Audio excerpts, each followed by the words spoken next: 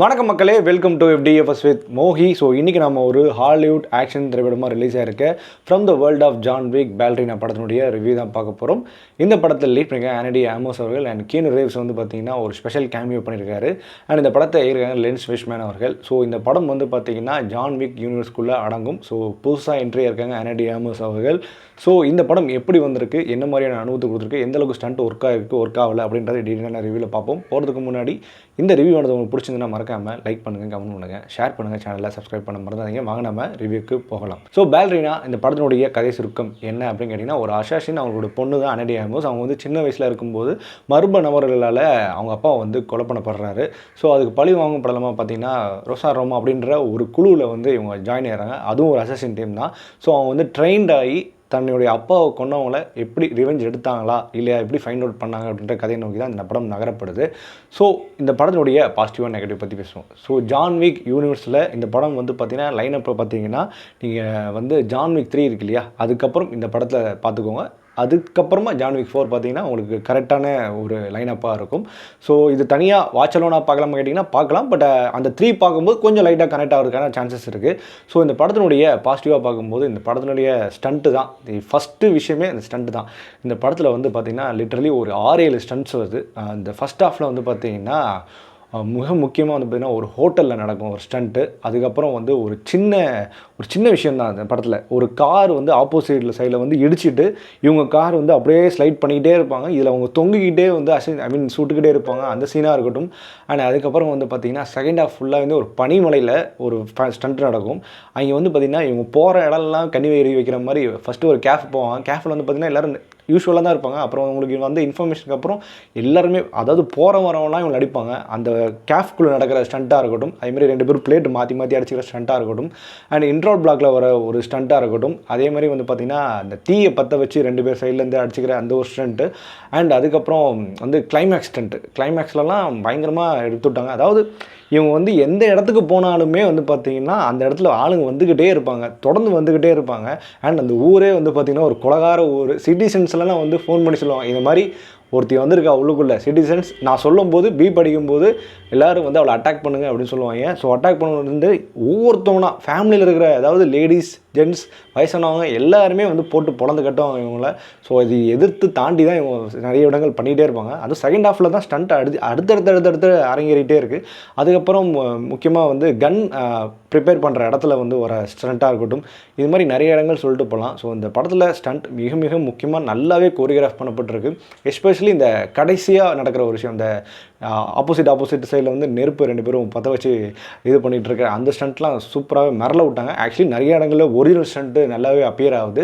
அது பார்க்குறதுக்கும் நல்லா இருந்தது. அண்ட் அதெல்லாம் வந்து ஸ்லோ மோஷனில் ஹைலைட் பண்ணியிருந்தாங்க. ஸ்டண்ட்டுக்கு நல்ல மெனக்கெட்டுருக்காங்க படம் ஃபுல்லாக. ஸோ ஜான் விக்கில் நம்ம பொதுவாக என்ன எதிர்பார்ப்போம், கதையா? நோ. ஸோ கண்டிப்பாக இந்த படத்தில் ஸ்டண்ட்டு பயங்கரமாகவே ஒர்க் அவுட் ஆகிருக்கு.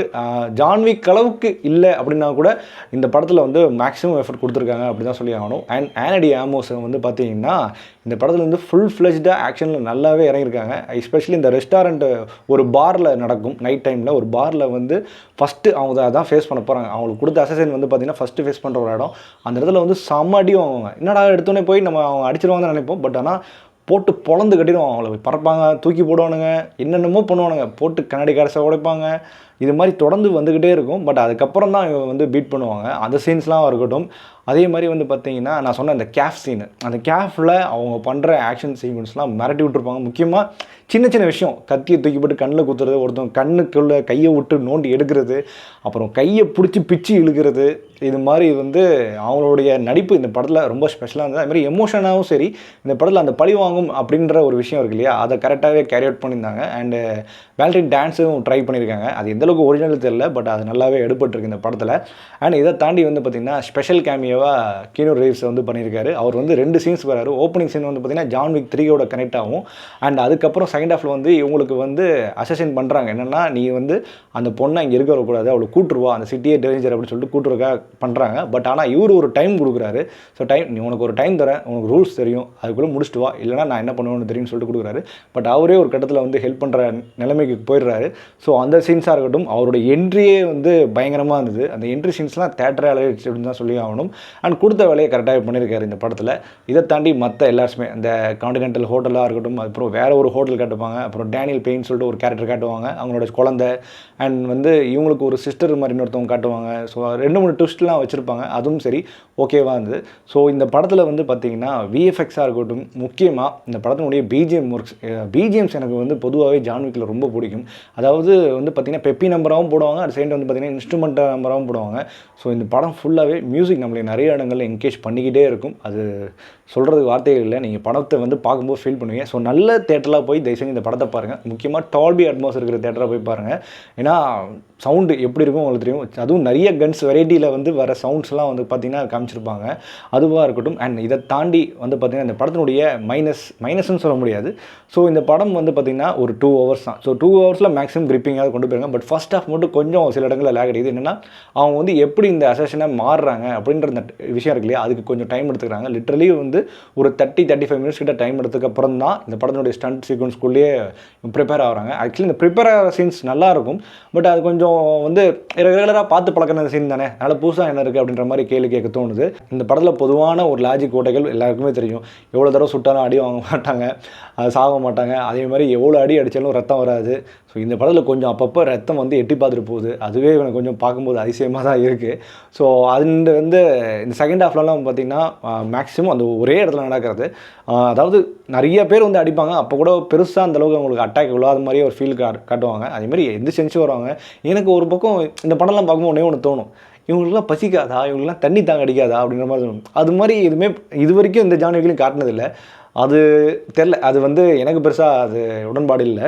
ஸோ மொத்தத்தில் இந்த படத்தை பார்க்கலாமா வேணாமா, இல்லை கண்டிப்பாக பார்த்தே தெரியணுமா அப்படின்னு கேட்டிங்கன்னா, நீங்கள் வந்து ஒரு ஆக்ஷன் படங்கள் பார்க்குற விரும்பியாக இருந்தால் கண்டிப்பாக உங்களுக்கு நல்லாவே ஒர்க் அவுட் ஆகும். அதே மாதிரி தேட்டரில் வந்து சப்டைட்டில்ஸ் இருக்கான்னு கொஞ்சம் செக் பண்ணிட்டு போங்க. படம் வந்து தமிழ் டப்பில் இருக்குது. ஆனால் நான் பார்த்த தேட்டரில் சத்தியமில்ல பார்த்தேன் நேற்று நைட்டு, பட் சப்டைட்டில்ஸ் இல்லை. பட் இந்த படம் புரியும், ஏன்னா நிறைய டைலாக்ஸ்லாம் இருக்காது, உங்களுக்கே தெரிஞ்சிருக்கும்.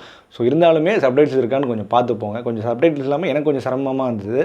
அண்ட் முக்கியமாக 18+ மட்டுமே படம் பார்த்தா போதும். 18 கீழே இருக்கவங்க தயவு செஞ்சு படம் பார்க்காதீங்க. நிறையா பிளட் ஸ்வெட்லாம் இந்த படத்தில் இருக்குது.